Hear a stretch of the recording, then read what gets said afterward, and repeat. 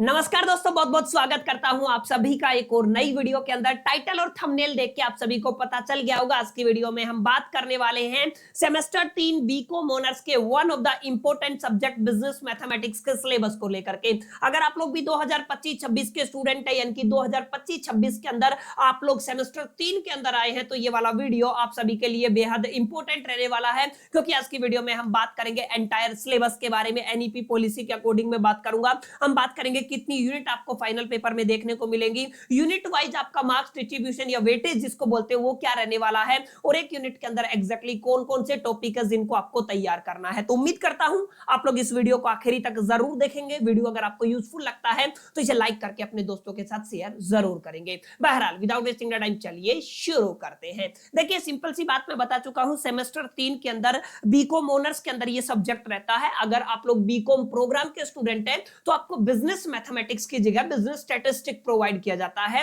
जो एक completely different subject रहने वाला है। ये जो बिजनेस मैथमेटिक्स है, ये केवल और केवल ऑनर्स वाले बच्चों को प्रोवाइड किया जाता है। अगर मैं बात करूं आपके सिलेबस की और दिल्ली यूनिवर्सिटी के अंदर, ये जो आपका सब्जेक्ट है ये डीएससी कैटेगरी के अंदर आता है। डीएससी माने डिसिप्लिन वाले सब्जेक्ट, या जिनको आप लोग कोर सब्जेक्ट कहते हैं। 3 सब्जेक्ट आपको पढ़ने पड़ते हैं। एक आपका एफएम होता है, एफएम का मतलब होता है फाइनेंशियल मैनेजमेंट, एक होता है प्रिंसिपल ऑफ मार्केटिंग, और तीसरा सब्जेक्ट क्या रहता है ऑनर्स के अंदर, बिजनेस मैथमेटिक्स। और बिजनेस मैथमेटिक्स के एंटायर सिलेबस की बात करूं तो इसके एंटायर सिलेबस को डिवाइड किया गया है टोटल 5 यूनिट के अंदर, यानी कि unit number 1, unit number 2, unit number 3, ऐसे करके आप लोगों को कहां तक चलना है, यूनिट नंबर 5 तक। तो आप लोग ध्यान से देखिएगा, टोटल 5 यूनिट बनने वाली है। और एक इंपॉर्टेंट बात ध्यान रखिएगा, कई बार बच्चे ये अजम्पशन कर लेते हैं हर एक यूनिट का वेटेज आपके फाइनल एग्जामिनेशन के अंदर यूनिफॉर्म रहने वाला है, इक्वल रहने वाला है, लेकिन ऐसा नहीं है। इस पेपर के अंदर, इस सब्जेक्ट के अंदर आपको मार्क्स डिस्ट्रीब्यूशन यूनिफॉर्म देखने को नहीं मिलेगा।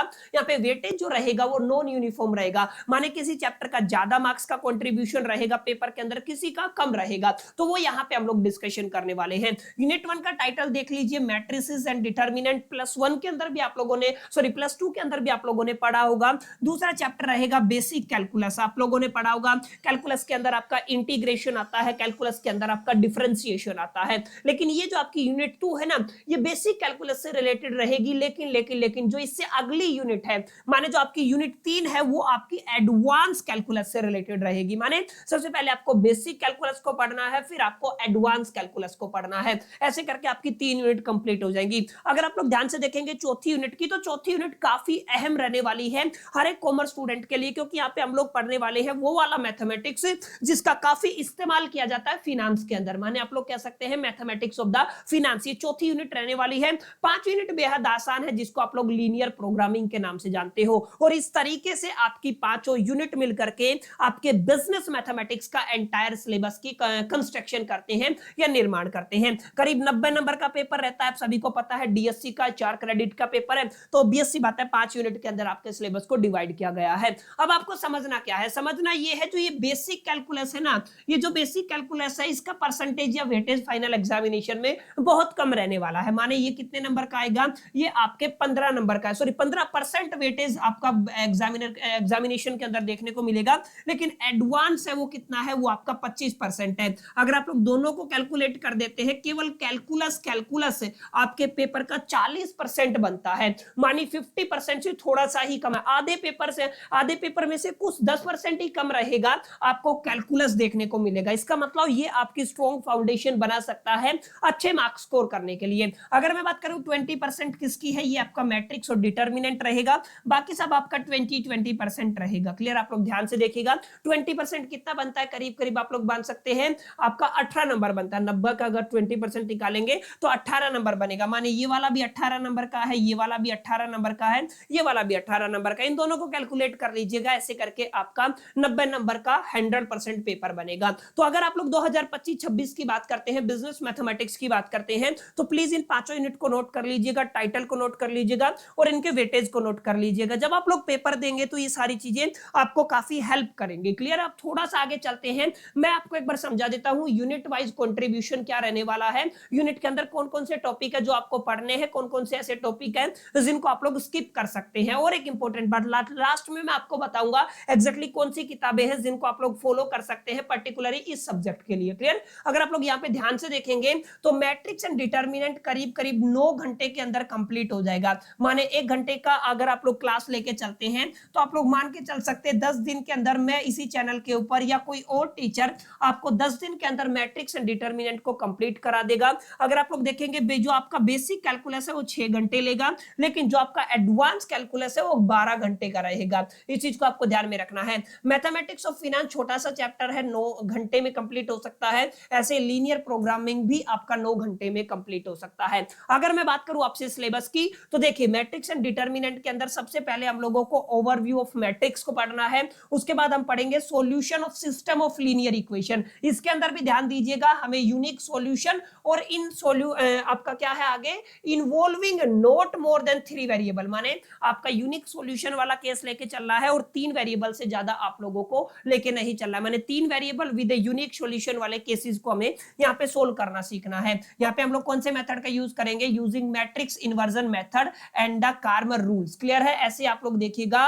लिनोटिफ इनपुट एंड आउटपुट मॉडल, और यहाँ पे क्या लेके चलना है, हमें ओपन मॉडल को लेके चलना है। इस चीज को आपको ख्याल रखना है। तो कुछ चुनिंदा टॉपिक्स है जो आपको आपकी पहली यूनिट के अंदर तैयार करने हैं। ऐसे ही अगर आप लोग यूनिट 2 की बात करते हैं तो हम क्या पढ़ेंगे, concept and the rule of differentiation पढ़ेंगे, कॉन्सेप्ट ऑफ मार्जिनल एनालिसिस को पढ़ेंगे जहां पे आप लोग पढ़ोगे मार्जिनल रेवेन्यू, मार्जिनल कॉस्ट के बारे में, concept of the elasticity of A demand and supply के बारे में, application of maxima and minima problems के बारे में। उसके बाद हम पढ़ेंगे revenue, cost, profit, economics, order quality, optimal trade in the time. ये कुछ ऐसे टॉपिक है जिनको प्लीज आप लोग नोट कर लीजिएगा, जिन्हें अपने एग्जामिनेशन के अंदर हमें प्रिपेयर करके जाना है और इस साल के पैटर्न के अकॉर्डिंग हमें पढ़ना है। ऐसे अगर आप लोग कैलकुलस की बात करते हैं, डिफरेंट जो एडवांस कैलकुलस है वहां पे ये वो सारे टॉपिक है जिनका आप लोग स्क्रीनशॉट ले सकते हैं। ये काफी अहम टॉपिक रहने वाले हैं जो आपको तैयार करने हैं। ऐसे ही अगर आप लोग बात करते हैं चौथे चैप्टर की मैथमेटिक्स ऑफ द फाइनेंस, ये मैथमेटिक्स ऑफ द फाइनेंस के कुछ इंपॉर्टेंट टॉपिक्स हैं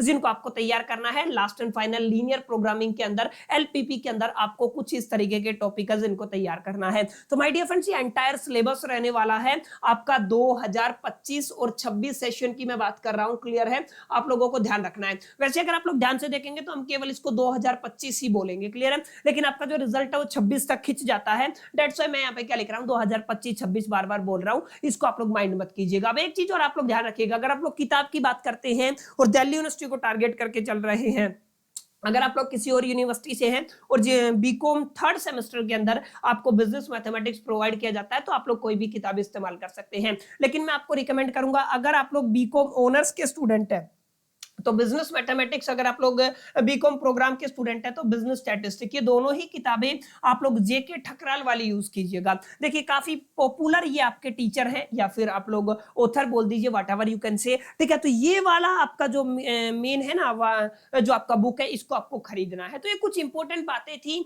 उम्मीद करता हूँ सिलेबस से रिलेटेड थी। जितने भी बच्चे कंफ्यूज थे कि सर ऑनर्स के अंदर मैथमेटिक्स होगा नहीं होगा, अगर होगा तो कौन कौन से चैप्टर हमें पढ़ने पड़ेंगे, उनका यूनिट वाइज आपका एग्जैक्टली वेटेज क्या रहने वाला है, कौन कौन से टॉपिक के अंदर कौन कौन से चैप्टर के अंदर कौन कौन से टॉपिक्स पढ़ने हैं, तमाम बातें हम लोगों ने यहाँ पे कवर की हैं। उम्मीद करता हूँ आपको ये वीडियो अच्छा लगा होगा, हेल्पफुल लगा होगा, यूजफुल लगा होगा। अच्छा लगा, हेल्पफुल लगा, यूजफुल लगा तो लाइक कर दीजिए, दोस्तों के साथ शेयर करना मत भूलिएगा।